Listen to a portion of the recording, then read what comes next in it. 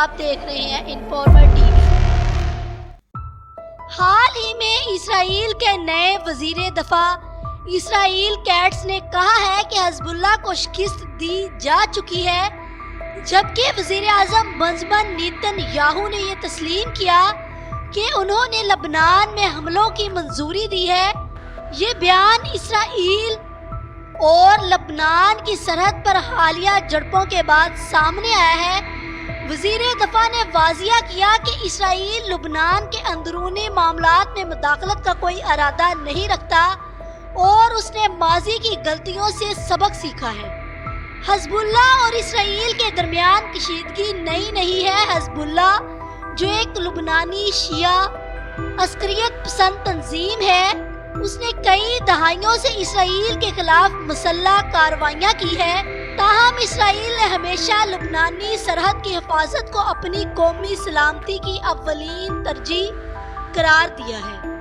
Nitin Yahoo کے فیصلے اور کیٹس کے بیان سے یہ ظاہر ہوتا ہے کہ اسرائیل دفاعی پالیسی کو مضبوط بنا رہا ہے، مگر ساتھ ہی علاقائی مداخلت سے گریز کر رہا ہے۔ نیتن یاہو کی جانب سے حملوں کی منظوری سے ظاہر ہوتا ہے کہ اسرائیل اب ایک متحرک حکمت عملی اپنا رہا ہے جس کا مقصد حزب اللہ کی جارحیت کو محدود کرنا ہے۔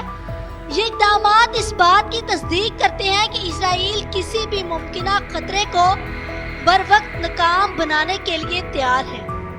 حالیہ واقعات کا اثر خطے کے استحکام پر بھی پڑ سکتا ہے۔ حزب اللہ کی کمزوری لبنان کے سیاسی توازن کو بھی متاثر کر سکتی ہے۔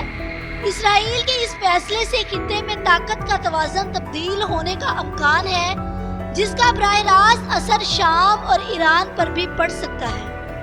وزیر دفاع اسرائیل کیٹس کا بیان ایک واضح پیغام ہے کہ اسرائیل اپنی سرحدوں کی حفاظت کے لیے پرعزم ہے، مگر لبنان کے اندرونی معاملات میں شامل ہونے کا کوئی ارادہ نہیں رکھتا۔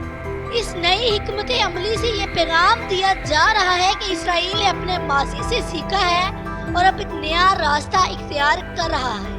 اس طرح کی مزید انفارمیٹیو ویڈیوز کے لیے ہمارے چینل کو سبسکرائب کریں۔ شکریہ۔